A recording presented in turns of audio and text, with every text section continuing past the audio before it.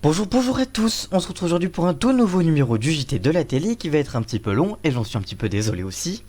Et on va commencer cette émission avec les 12 coups de midi, découvrir la personnalité qui se cache derrière l'étoile mystérieuse du jeu de TF1.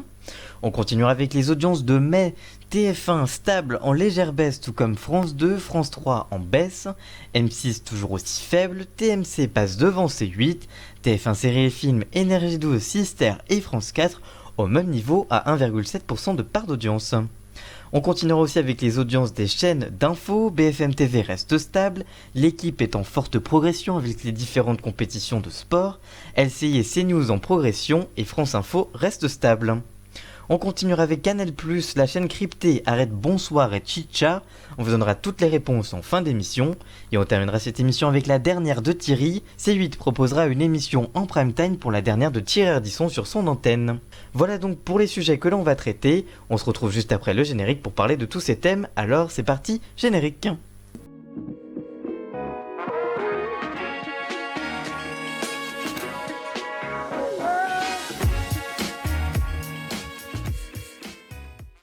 Et comme régulièrement, on va parler des 12 coups de midi, découvrir la personnalité qui se cache derrière l'étoile mystérieuse du jeu de TF1. Comme régulièrement, on vous annonce les étoiles mystérieuses, et comme chaque midi, Jean-Luc Reichmann présente son jeu les 12 coups de midi, et le maître de midi doit lui chercher l'étoile mystérieuse. Depuis de très nombreuses années, Jean-Luc Reichmann est aux commandes de son jeu les 12 coups de midi. Après avoir abandonné les petits lutins violets dans Attention à la marche, il convainc à nouveau le cœur des Français avec Z dans les 12 coups de midi. Chaque midi, 4 candidats viennent affronter le maître de midi, et comme chaque émission, ce dernier, s'il n'est pas éliminé, propose le nom d'une personnalité qui pourrait se cacher dans l'étoile mystérieuse. Et actuellement sur TF1, c'est Hugo Lloris qui se cache depuis ces quelques jours derrière l'étoile mystérieuse, le gardien de l'équipe de France est donc derrière l'étoile mystérieuse. Que pensez-vous de cette émission? Regardez-vous l'émission? Aviez-vous trouvé l'étoile mystérieuse? Dites-nous tout ça en commentaire, on vous lira bien évidemment. On continue cette émission avec les audiences de mai. TF1 est stable en légère baisse, tout comme France 2, France 3 en baisse, M6 toujours aussi faible, TMC passe devant C8, TF1 série et film, Énergie 12, Sister et France 4 au même niveau à 1,7% de part de marché. Comme tous les mois, Médiamétrie révèle les audiences mensuelles des chaînes de télévision, voici donc tous les scores.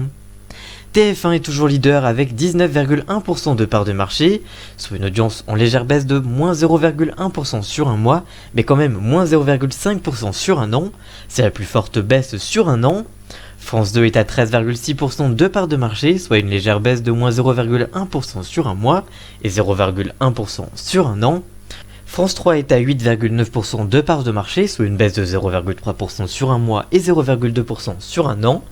C'est la plus forte baisse sur un mois. M6 est à 8,7% de part de marché, soit une baisse de moins 0,2% sur un mois. Et ainsi que par rapport à l'an dernier, la chaîne est toujours historiquement faible. France 5 est stable à 3,6% de part de marché, soit plus 0,1% sur un mois et égal sur un an. TMC est en forte progression avec 3,4% de part de marché. La chaîne est en hausse de plus 0,3% sur un mois et sur un an. La chaîne a notamment été aidée par la diffusion de gros films et d'un match de l'équipe de France masculine de football en prime time et le début de la Coupe du Monde également, féminine cette fois. Et la chaîne passe donc devant C8 justement qui est plutôt stable à 3% de part de marché, qui perd 0,1% sur un mois mais quand même 0,3% sur un an. La chaîne du groupe Canal+ passe derrière TMC. W9 est à 2,6% de part de marché, soit un score en légère baisse de moins 0,1% sur un mois et moins 0,2% sur un an. Arte est à 2,4% de part d'audience, soit une baisse de moins 0,1% sur un mois et plus 0,1% sur un an. TF1 série est à 1,7% de part d'audience, égale sur un mois et sur un an pour le mois de mai. Énergie 12 est également à 1,7% de part de marché, soit plus 0,1% sur un mois et sur un an. Sister est à 1,7% aussi pour la part de marché, soit une baisse de moins 0,2% sur un mois et égale sur un an. Et enfin encore TFX est à 1,7% de part de marché également pour ce mois de mai, soit plus 0,1% sur un mois et moins 0,1% sur un an. France 4 est également et enfin à 1,7% de part de marché, soit plus 0,1% sur un mois et égal sur un an. RMC Story est à 1,5% de part d'audience, soit plus 0,1% sur un mois et plus 0,2% sur un an. Gulli est en baisse à 1,3% de part d'audience, soit une baisse de moins 0,2% sur un mois et moins 0,3% sur un an. C-Star est à 1,3% de part d'audience, égale sur un mois et plus 0,2% sur un an. Canal+ est toujours un peu faible à 1,3% de part d'audience, soit égal sur un mois mais quand même plus 0,2% sur un an. Et enfin Chérie 25 atteint également 1,3% de part d'audience, soit un score en hausse de plus 0,2% sur un mois et sur un an. Que pensez-vous de ces audiences? Que pensez-vous de ces audiences du mois de mai? Quelle chaîne regardez-vous le plus? Dites-nous tout ça en commentaire. Et là maintenant on va parler des chaînes d'information. Donc c'est parti.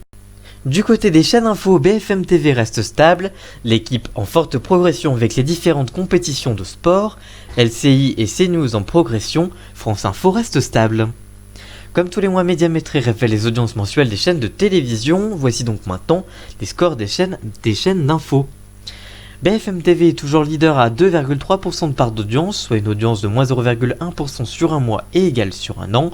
L'équipe est à 1,6% de part d'audience, soit une hausse de plus 0,4% sur un mois et égale sur un an pour ce mois-ci. C'est la plus forte progression sur un mois, toutes chaînes confondues, chaîne d'info et chaîne classique. LCI est à 1%, soit égal sur un mois et plus 0,4% sur un an. CNews est à 0,8% de part d'audience, égal sur un mois et plus 0,2% par rapport à l'an dernier. Et enfin France Info est à 0,5% de part d'audience. La chaîne est stable sur un mois et plus 0,1% sur un an. Que pensez-vous de ces audiences? Que pensez-vous de ces audiences du mois de mai? Quelle chaîne d'infos regardez-vous le plus? Dites-nous tout ça en commentaire, on vous lira bien évidemment. Et on continue avec Canal+, la chaîne cryptée arrête Bonsoir et Chicha, découvrez les raisons. Après seulement une saison, Bonsoir s'arrête tout comme Chicha après 3 saisons sur Canal+. Lancé cette année, le magazine de l'époque Bonsoir, présenté par Isabelle Iturburu, chaque samedi s'arrête sans deuxième chance. C'est sur Twitter que la journaliste Raphaël Bayo, chroniqueuse dans le programme, qui a annoncé qu'elle cherchait du travail. Canal+ a pour sa part bien confirmé par la suite auprès de puremedia.com l'arrêt de l'émission. Isabelle Iturburu conservera malgré tout la présentation du Canal Rugby Club, diffusé chaque dimanche soir en access, et pourra développer de nouveaux projets avec la chaîne à la rentrée. À la fin de Bonsoir, la fin de Bonsoir était prévisible, pardon. En effet, comme le rapporte l'équipe, le Canal Sport Club va avoir droit à une version rallongée avec Marie Portolano en raison des matchs de Ligue 1 qui vont maintenant passer de 17h30 au lieu de 17h actuellement. Vu que le Canal Sport Club est diffusé avant Bonsoir, chaque samedi, ce changement aurait obligé le talk show à trouver une autre case pour garder ses 52 minutes de diffusion hebdomadaire, dans une grille en clair déjà très chargée le week-end par l'actualité sportive. Le faible bilan d'audience enregistré par le magazine qui aborde les thèmes d'actualité autour des médias, la société, la musique ou le cinéma, lancé le 20 octobre dernier, n'a pas non plus aidé à garder le programme. En audience veille et en moyenne, Bonsoir n'attirait que 113 000 fidèles pour une part de marché de 0,6% de part d'audience.